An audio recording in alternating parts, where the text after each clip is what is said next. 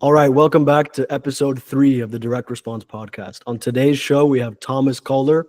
He is an e-commerce veteran. He's doing pretty well in e-commerce, and he's a good friend. And he's going to tell us a little bit about what he's doing to get his success, what changes he made to really take it to the next level. And Thomas, it's great to have you here. Why don't you tell us a little bit about yourself and your journey? Yeah, so thank you, Fernando. It's a pleasure to be here. So basically, I started my entrepreneurial journey back in university. So that was like 2020, so 5 years ago. And I literally just submitted my master thesis last week. So I finally am done with that. Congratulations. Thank you. Finally, I can focus on the business 100%. But so I started with just a web design and lead gen agency where we just run ads and created websites for local businesses. So I got to learn all the aspects of Facebook ads and WordPress website design. And it also required a lot of sales skills and cold calling, but that wasn't really my thing. So I'm more of an introvert person. And that's why e-commerce was very interesting for me. I always got ads from those e-commerce guys. And then 2 years later, my girlfriend graduated, and she was like, okay, what's she going to do now? And then she decided to start Ecom as a side business, side hustle. And then I was like, yeah, sure, I will go with you. I will do the marketing. And then that's where it started, like 3 years ago. And we basically got introduced to VSLs and copywriting, advertorials, I would say a year ago. And that's when things really took off for us. We couldn't really make very good profits with just UGC ads. And that, I think VSLs was the high leverage point where things just took off, basically. Yeah. Got it. All right. Well, thank you for sharing that. Pretty cool story too, working with your girl. I think that's great. So VSLs, that's when really things took off for you. So tell me about that, how you got into it, how you discovered them, how you implemented them, and what happened when you really put them to use. So we were at the mastermind in Miami from ESS and Alex Fedotov. And a lot of the guys there were using VSLs. And we haven't really heard of it a lot. We just thought that's what like some native ads are doing, or native guys. And then we just basically searched on YouTube, listened to a lot of content and found your channel. Then we joined the group, and basically, that's when things took off. I mean, it's amazing. Crazy. Amazing. So in terms of your business right now, in terms of your e-commerce, what does it look like? Are you running multiple offers? Do you have a main brand? What's your strategy? So we have one main brand. We are selling in Europe in the sleep or health niche. And we have two main products. One product where we are having inventory in Europe, and one we are still doing drop shipping. And the goal is to sell the brand at the end of the year or at the beginning of next year, so we can scale up as high as possible and put all the right systems in place this year. Amazing. That makes a lot of sense. So I know you already talked a little bit about this, but I want to ask about your main skills, your main area of expertise. It sounds like it's on the marketing side, right? The advertising side. Could you tell us about that? So basically my partner or my girlfriend is doing logistics, customer support, and all that stuff. And I'm doing like the all-around marketing. So I think my expertise is especially media buying. I think also web design and video editing. I think in comparison to some other guys in the group, copywriting, I just found out about it like 1 year ago. So I think there are a lot of people that know more about it. But I think it's very important just to stick to the basics of it, to just see what's working good, take inspiration from it and improve it by a lot. I think you shouldn't really overcomplicate things and try to be creative and find a new way. I think you should stick to what's working and just try to improve it. That's what Yeah, really. absolutely. I agree. That's what I always say.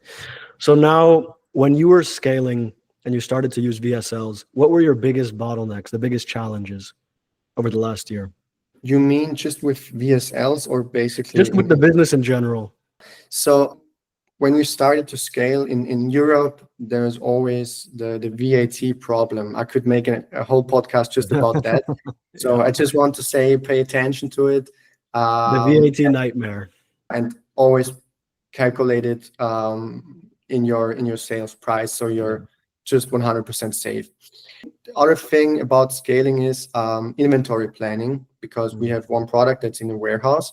So when we started to scale, it was Q4 last year when shipping prices increased a lot, and then we couldn't sell it anymore because it's a product that's very heavy or have high cost of transportation. So we basically had to wait 2 months to get it into the warehouse in Europe. So that was a big struggle, and we didn't know what to do in this time, but we found another winning product, which was great, because you should always try to find a new thing. And so inventory planning is always also very important. And regarding the business side itself, I think you should always come back to the basics. What is the most important thing about e-commerce? It's running ads. It's creating new angles and testing new creatives.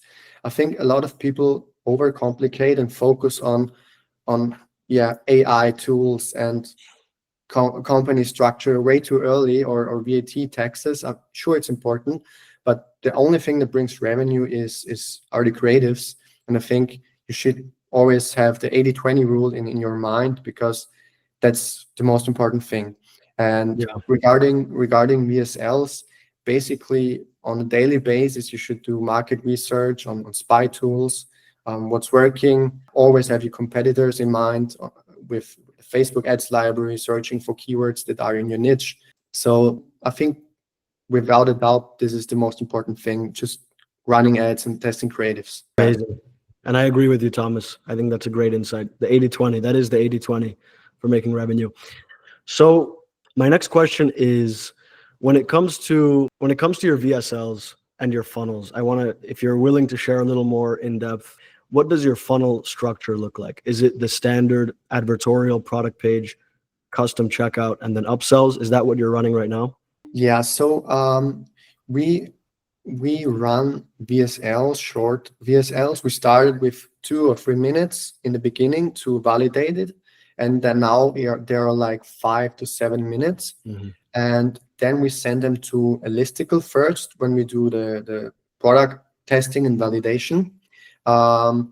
And after, if the listicle and the product is validated, we use the advertorial. So it is basically the Nuru structure, but it's still working great for us. So I think, again, you should just take what's working and don't overcomplicate it. I think what really was a high leverage for us was using Funnelish, because we started with VSLs and advertorials on Shopify still with a page builder. But since we're using Funnelish, it's just crazy how much the conversion rate just increased by just using this tool. And the checkout also increased the AOV a lot, because you can just easily upsell. And that was also a high leverage for us. Amazing. And could you share what your AOV is?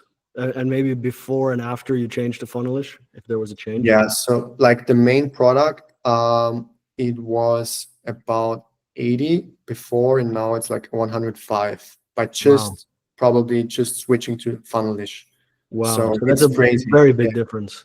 Yeah, we immediately got from 5 or 6% profit to 15 the month after, but just using another tool, just using Funnelish. Well, for those of you listening, there's your golden nugget. I've seen that many times with many different stores. Just switching the funnel, giving them more options on the bundles and one-page checkout, it just boosts everything. So I've seen that same thing over and over again. Now, when it comes to your systems, and specifically the most important one, I think, when it comes to revenue generation is the creative testing system. How do you approach that? What does your system look like? So, I mean, to be honest, as we are still two-person and just customer support agents, quantity is a big bottleneck for us. We are more focusing on high quality. So we are not testing a lot. I would say one VSL every 2 weeks, so or 3 weeks, but we are really trying to make the best professional and high quality VSL as possible. Not in Europe, you also have to pay a lot of attention. The US VSLs or advertorials looking a bit scammy when you're, when you want to just copy paste it for the European customers. So you have to adapt, of course, and make it more professional, more quality.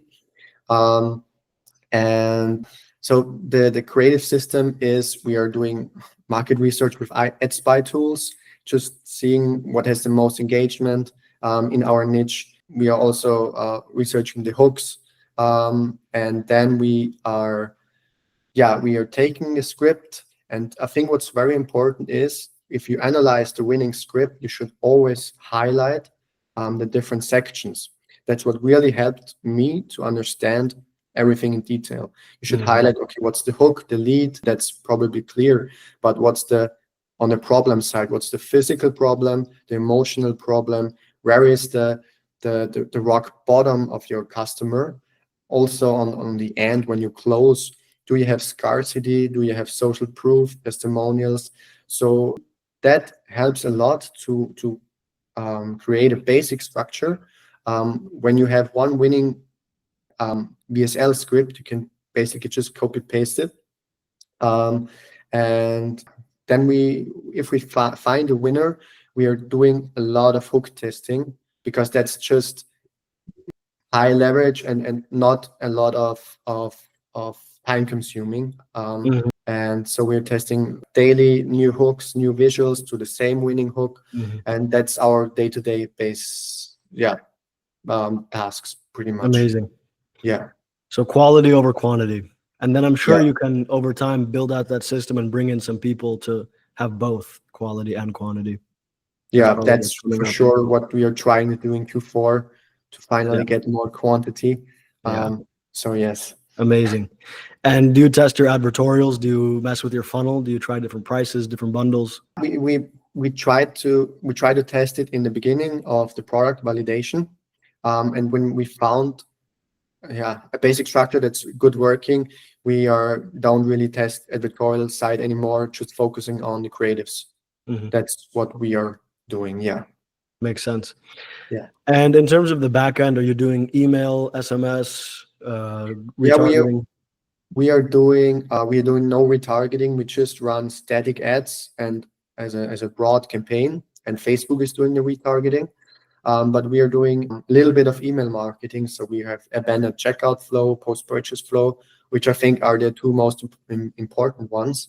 And I just had a look, like last month, it was 6 or 7% of the revenue, which was generated. So yeah, I think email marketing is, you can increase your net profit at the end of the month a lot by just setting it up once, and then it's done pretty much. Yeah, I agree. So what do you see for yourself as the next steps to get to the next level, to 5x your monthly revenue? What do you see as the biggest leverage things you can do?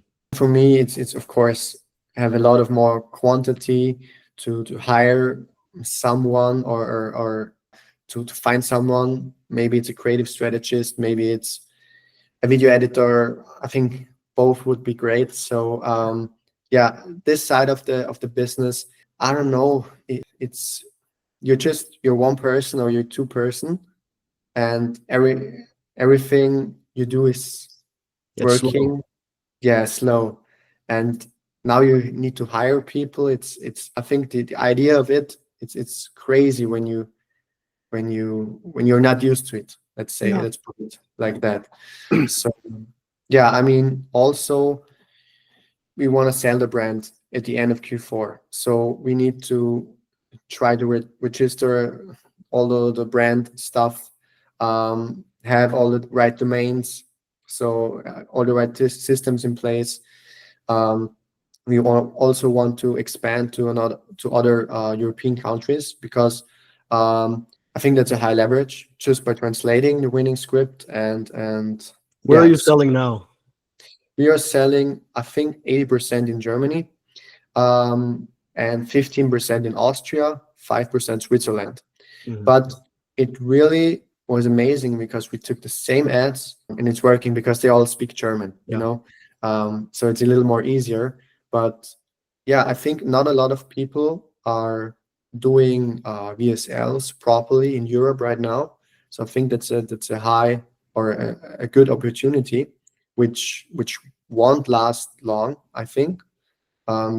And yeah, so this is what we are trying to focus in the That makes next. a lot of sense. Yeah. And when it comes to AI, do you make use of AI within your business? To be honest, we stick to the basics. I tried to create static ads and to use AI UGC creators, but that didn't convert for us. So what's converting is just not using any spokesperson, to be honest. We tried one, but it didn't work. So yeah, AI just with deep research with ChatGPT and perplexity. So that's what we are using, but we haven't really dig into those AI tools yet, because there was no Thomas time. is anti-AI. Yeah. He's pro-human. Yeah. Okay, that makes sense. So you're doing you're doing like an AI voiceover with no Oh yeah, person sure. to it? Yeah, 11 Labs, of course. Yeah. Yeah, I mean, CapCut for video editing, 11 Labs, and ChatGPT for deep research and yeah, You're just copywriting. using the bare minimum and using mostly what works, sticking to the basics, like you said, good copy, good Yeah. messaging. Because I mean, I don't know about 50-year-olds, but for me, those AI videos or UGC creators still look so much like AI. Yeah. So yeah, it's just my opinion, my personal opinion. So Yeah. I don't know if it's working for you, AI avatars. They're working. We use a lot of AI in the visuals and the avatars. It's working pretty well. But again, it's every niche is different. Also, different countries, right? We sell in the US mostly, so that could be very different as well. I checked them out, like at different tools. It was like a few months ago, and when you use the tools in English, the lips are, or how should I say it? It looks way more like in Yeah, reality. they're made for English. Yeah, that's also a big part of it. I think Yeah. so. That makes a lot of sense. Yeah, it's totally possible that it's just for that reason that a lot of these tools are made for the English audience because it's a much bigger market. Now, when it comes to the industry in general, I would love to hear your thoughts. What do you think are the biggest things moving forward, the biggest opportunities, like the VSLs of the future? Other than just using more AI, do you see anything specific that stands out to you as the next phase of the market, the next phase of marketing? That's a hard question, to be honest. That's a really hard question. Let me think about it quickly. But I mean, yeah, I can't really think of it right now at the top of my head. Yeah, don't worry. It is a big question, but I always ask it, because it's an important question to ask. But of course, there's no right or wrong answer. And it's very hard. It's impossible to predict the future. Sure. Yeah, I Well, mean, no, go ahead. yeah, I mean, you should have a good look at what the top of your industry are doing, and you should take inspiration of it and improve it. So I think Yeah. that's the easiest way to win big in this game. Yeah. Yeah, stick to the 80-20, the slow improvements, the foundations. Yeah. You're a big 80-20 guy, huh? Yeah. I mean, Yeah. I wasn't, and then nothing worked. And then I just stuck to the basics, and now Yeah. it's going great. So no AI. No. Well, let's go back to then the human side. In terms of media buying, you said you're good at it, you like it. Tell us about the media buying. How do you, for someone who's running VSLs or getting into VSLs, how should they think about structuring the creative tests and the scaling in terms of the campaign structure? Because the campaign structure, We are testing in ABOs with, the budget is like the AOV or 2 times the AOV of the product. We're testing everything broad. And when we get something that works, we are putting it in an Advantage Plus campaign. And that's usually the scaling campaign. But when we look at the ad set level and we try to analyze a VSL if it's working, I think the most important thing is, of course, the hook rate, the hold rate, and then the watch time, which, how many people are really watching until the end. And for us, like the average hook rate is about 40%, which of our winning hooks and VSLs, of course, it can be higher or lower, but that's like the average for a good mark. And I think you always should to be at least above 30 or 35 on the hook side, and around, I would say, 6-7% at least that watch your video until the end. I just can say from a European market perspective. Like the CPMs are way different than in US. So I think the most important aspect is your video, how much are you watching, and then of course your click rate. But at the end of the day, I mostly just look at the ROAS and the CPA. I don't really care if the click rate is more or less. I just look at the hook rate and then at the CPA and the ROAS, to be honest. Yeah. And what do you think, to help out some of the guys who are struggling, what were some things that you struggled with in the beginning, or the mistakes you see a lot of people making, like swiping one for one from other competitors and it's not working, or something like that, using too much AI to write their copy before they know what they're doing? What would you recommend to someone that was in the position maybe you were in when you just started with VSLs? Yeah, I mean, I would really recommend to every day to do market research. And by that, I mean to use ad spy tools and watch the VSLs with the highest engagements, so with the most comments, most shares. And then you want to transcribe it, and you want to highlight the sections. So you know really what's the hook, what's the lead, you understand the basic structure of a winning VSL. And if you have it and you have a product that's similar or a better one or just the same problem but a different product, then you try to improve it. You try to make more deep research with AI, and also you go on Amazon, you read the reviews. So you have to put in the hours to do the market research. I think the most important thing that comes to e-commerce, because the guys are just ripping and then it's not working. But you have to take inspiration, of course, but you have to improve it. And You need that understanding. Yeah, because as I said, I think, in my opinion, quality is better than quantity. Yeah, So you I should agree. make the best VSL as you possibly can, the best editorial as you can. Make it so professional that you would even buy it. And so I think that would be my recommendation for someone that just rips off and then runs a scammy funnel and then it's not working because they didn't even change the colors of the standard funnelist checkout, which are like yellow. Yeah. Yeah.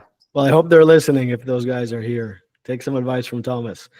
So it seems to me, Thomas, you emphasize more the structure of copy versus the actual writing itself. That to you is a higher leverage thing, the structure, the flow. Can you talk about that a little bit? Because I say the same thing, that a really good structure is much more important than really good copy. It can make up for even bad copy, but good copy can't make up for a weak structure or a lack of market research. So have you found that to be the same thing in your VSLs? Yes, I mean, I try, of course, to have both, but if the structure is, in my opinion, way more important, and because the chronological, how is it called? The chronological order?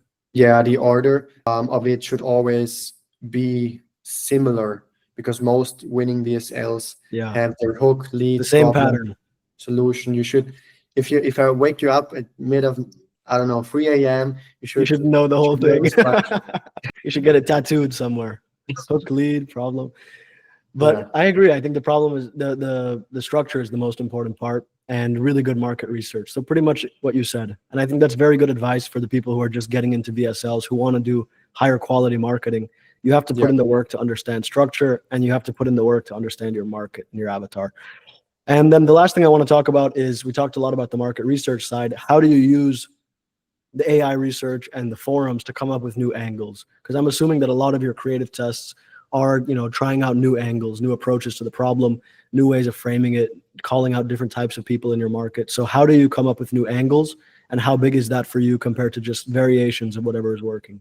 Yeah, so basically, we use AI deep research on ChatGPT. So, but we are not just a simple prompt. We are really trying to, we are prompting the prompt. So you can, on ChatGPT, you can prompt what you want to give as a prompt. You can use it to help you come up with a prompt. Exactly, and that's when we're doing AI deep research. And then additionally, so we have a Google document where we write everything down in detail, and we also go through Amazon reviews. We try to count how many times they're using whatever, knee pain or numbness or these words, and then you can come up with a great hook or a great new angle. Because we started originally with one of our main products with a completely different angle. And then we had a look at Amazon, and the product was also used in a completely different niche. And now that was when things really took off. It was a new angle in the market where nobody did direct response with that particular angle. And that's, I think, when you have a big win.